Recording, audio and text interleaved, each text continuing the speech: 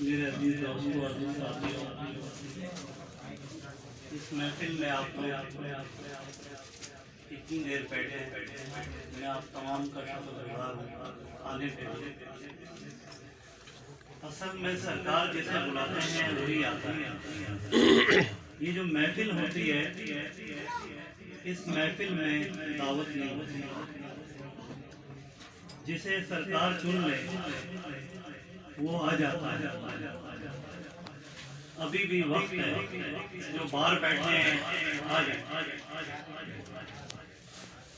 मेरे साथियों, मेरे दोस्तों, मेरे अजीजों, मेरे भाइयों, दो चार बड़ी गहरी बातें बोलूंगा। अगर जो समझने वाला होगा तो समझ आ जाएगा।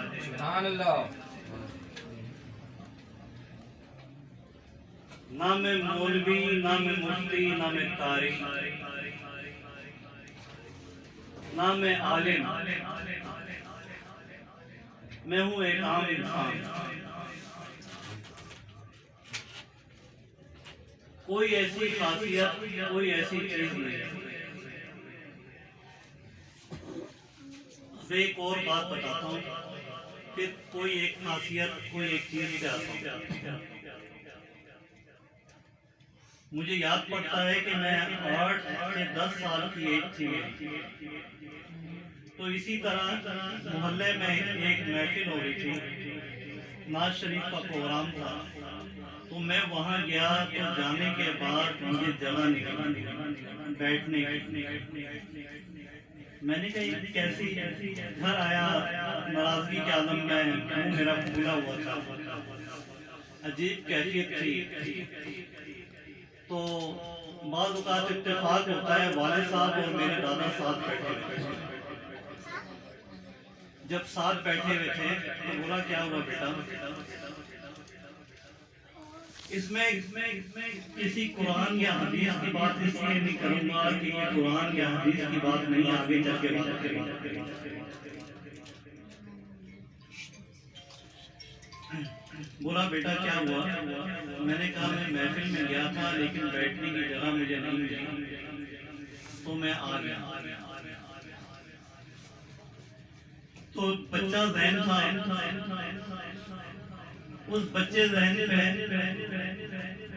दादा ने एक जुमला बोला, इस तरीके से समझाया मुझे, और वो बात उस वक्त मुझे समझ नहीं आई। वो बात क्या थी? दादा ने कहा बेटा बात सुनो, आपने देखा है कि हम लोगों के दरमियान जो नाच और गाने वाले लोग होते हैं, वो सबसे हम उन्हें समझते हैं कि कम तरह या अच्छे लोग हैं, नाच गाने वाले।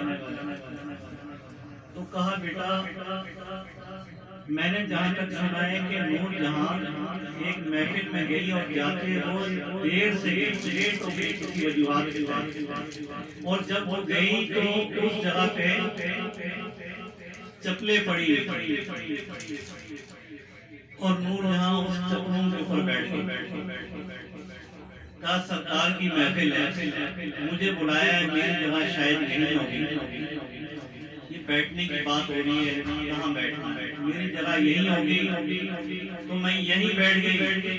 लेकिन सरकार ने तो बुलाया है मुझे, मैं तो इतनी खुशनसीब हूँ कि मुझे बुला लिया, और सरकार हर एक को अपनी महफिल में नहीं बुलाते।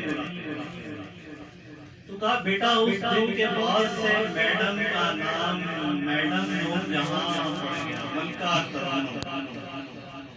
मलका भी लग गया, और फिर मैडम ने उत्तर हटाते नहीं हो गई।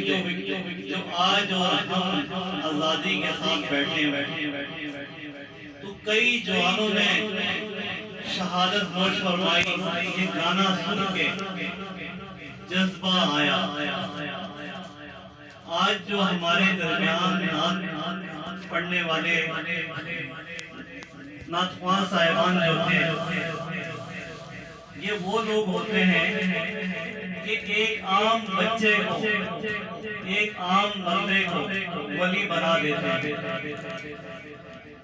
और वली कैसा बनता है?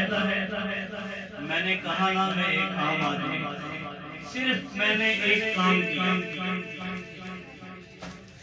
अल्लाह से और अल्लाह के प्यारे मोहम्मद मुस्तफा सल्लल्लाहु अलैहि वसल्लम इश्क कर लिया। क्या किया? इश्क कर लिया। जब आप इश्क कर देंगे तो आपको मेरा रब नवाज देगा। पूछो कैसे? देखेंगे इश्क और मोहब्बत ये मेरे रब ने पैदा किया। किसी को माँ से, किसी को बाप से, किसी को औलाद से, किसी को बहन से, किसी को भाई से, किसी को गाड़ी से, किसी को दौलत से, किसी को शोहरत से, किसी को माल से, किसी को ताज से, किसी को तख्त से। इश्क होता है। जब ये इश्क छीन लिया जाता है तो फिर कौन याद आता है? तो रब याद आता है ना। तो ये रब ने जो इश्क पैदा किया है ये अपने और अपने प्यारे महबूब के लिए पैदा किया है। असल बताने का जो इश्क का मसला है ये है कि मुझसे और मेरे प्यारे महबूब से इश्क करो। ये इश्क हकीकी है। हम जिन चीजों से इश्क करते हैं पानी है। क्या हम जानते हैं कि हमारा हाथ कब काम करना छोड़ देगा?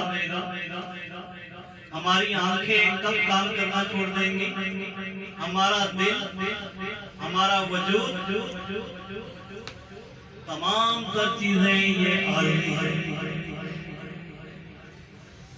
और मुझे पता है कि जब शुरू में मैं ऐसी महफिल में बैठता था तो बड़ी बेचैनी महसूस होती थी, क्योंकि इस महफिल में जब आप बैठेंगे तो आपको नींद भी आएगी, शैतान बैठने नहीं देगा। अगर हम किसी नाच गाने की महफिल में बैठेंगे तो हमें नींद भी पूरी रात नहीं आएगी, आंखें खुली रहेंगी और देखते रहेंगे। अब एक सवाल पूछना हूं सबसे,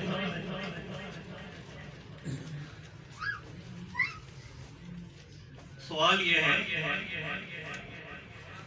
कि एक बिस्तर VIP AC लगा हुआ और एक कांटों की सेज, तो नींद किस पे आएगी? जोर से बोलना, कांटों की सेज पे कि बिस्तर पे? बिस्तर पे। सब जरा जोर से बोले, किस पे आएगी?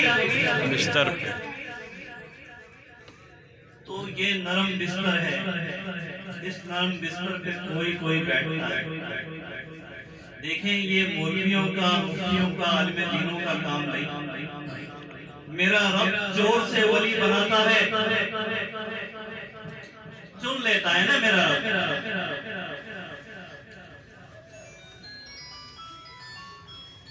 ये नहीं कि अगर कोई सोचे कि मैं गुनाहगार हूँ, खताकार हूँ, बदकार हूँ, नहीं। हम कहते हैं ना बड़े बड़े मौलवी डराते हैं रब से, बहुत डराते हैं। अल्लाह ताला ऐसे कर देगा, क़यामत में ये होगा, क़यामत में वो होगा। मेरी बातें बहुत कम समझ आएगी। पहले मैंने कहा था कि मैं मौलवी हूँ, मैं एक आम इंसान हूँ। देखें अभी गौर से सुनना। मैं किसी दोस्त के साथ बैठता हूँ तो दोस्त की तारीफ करता हूँ। मैं किसी होटल में जाता हूँ तो होटल के खानों की तारीफ करता हूँ। मुझे कभी कोई अच्छी गाड़ी मिल जाती है तो गाड़ी की तारीफ। रात दिन हम बैठे रहते हैं, मुख्तलिफ मालूमात और मुख्तलिफ बातें, मोबाइल की बात, मुख्तलिफ लोगों की बातें करते हैं कि नहीं? कोई भी कंपनी जब हम पेप्सी पी लेते हैं, पैसे दे के पीते हैं, पेप्सी पैसे खर्च करके पेप्सी हमने पी ली, बाद में पेप्सी की एडवर्टाइजमेंट भी की, उसके पैसे हमें पेप्सी का इदारा देता है? नहीं देता ना। हम इतने नाशुक्र हैं और गुनाहगार हैं। मैं अपनी बात कर रहा हूं कि रब ने हमें इतनी नेमतें अता की, कभी हमने रब की तारीफ नहीं की, कभी रब की तारीफ हमने नहीं की। क्यों? खत्म। रब की तारीफ हमने नहीं की। रब की तारीफ हमने क्यों नहीं की? रब की तारीफ हमने इसलिए नहीं की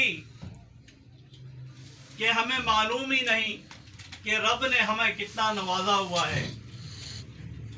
रब्बुल इज्जत ने हमें कितना नवाजा हुआ है, कितना अता किया हुआ है। अगर हम एक दिन सोच लें कि हमें रब ने कितना अता किया हुआ है, तो खुदा की कसम रात दिन हम अल्लाह अल्लाह अल्लाह अल्लाह अल्लाह अल्लाह करते रहेंगे। मैं सच कह रहा हूं कि नहीं? बेशक से। एक और बात कहना चाहता हूं। आप लोग देखते हैं जब हम में से कोई कमजोर पड़ जाता है, लंग्स और लीवर खत्म हो जाते हैं, डॉक्टर कहता है इसे वेंट पे डाल दो। क्या डाल दो? वेंट पे। क्यों कहता है? वजूहात इसलिए कहता है कि हमारी सांसें खत्म हो गई।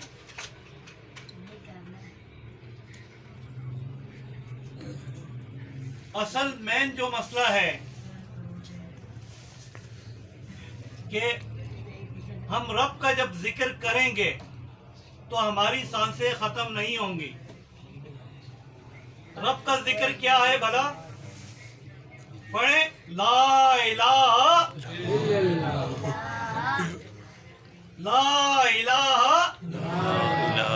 इल्लल्लाह। ये मेरे रब का जिक्र है, ये किसी का जिक्र नहीं। तो ये कुछ टाइम पढ़ते हैं, पढ़े, ला इलाहा इल्लल्लाह, ला इलाहा इल्लल्लाह, ला इलाहा इल्लल्लाह। चलिए दुआ करते हैं। तमाम हाथ